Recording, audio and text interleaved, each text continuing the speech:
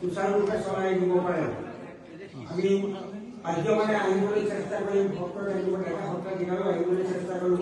তথাপি আমাৰ অনুপস্থিত সম্পূৰ্ণ দায়িত্ব আইগৰাকীয়ে গ্ৰহণ কৰিবলৈ ভগৱানে তেখেতক সুস্বাস্থ্য দিয়ক, তাকেই কামনা কৰি আপোনাসকলৰ পৰা আমি আশীৰ্বাদ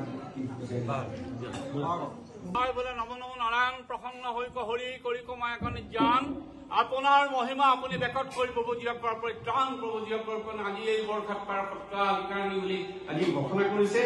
আৰু আমাৰ সত্ৰাধিকাৰ জিতেন মহন্ত, অৰূপ মহন্ত, তীৰ্থ মহন্ত এই সমুদায় এই বৰক্ষেত্ৰৰ জিলিকাই বিশ্বৰ বুকুত মহাপুৰুষ শংকৰদেৱক যাতে স্থাপন কৰিব পাৰে তাকে কামনা কৰি তেখেতসকলৰ দীৰ্ঘায়ু কামনা কৰি পুত্ৰ পৰিবাৰ বংশ পৰিয়াল ইষ্ট কুটুম্বৰো দীৰ্ঘায়ু কৰি ভগৱন্তক মাগলৈ সবাত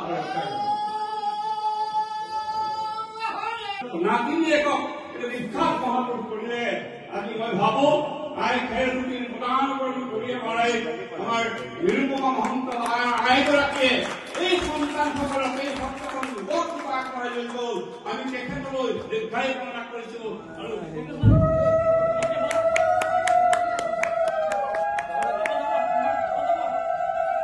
এখন সত্ৰ পৰিচালনা কৰিবলৈ মোৰ দৰে এজনী সামান্য নাৰী দায়িত্ব প্ৰদান কৰি আপোনালোকে এক নব্য ইতিহাসৰ সৃষ্টি কৰিলে। আপোনাৰ সকলৰ চৰণত পৰি মই গা ধৰিছো।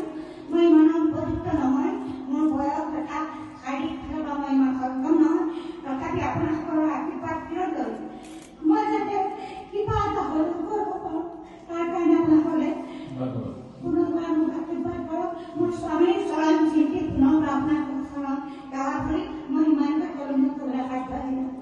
বক্তব্য প্ৰদান কৰা শক্তি মোৰ নাই, ইমানকৈ গৈ পুনৰবাৰ আপোনালোকক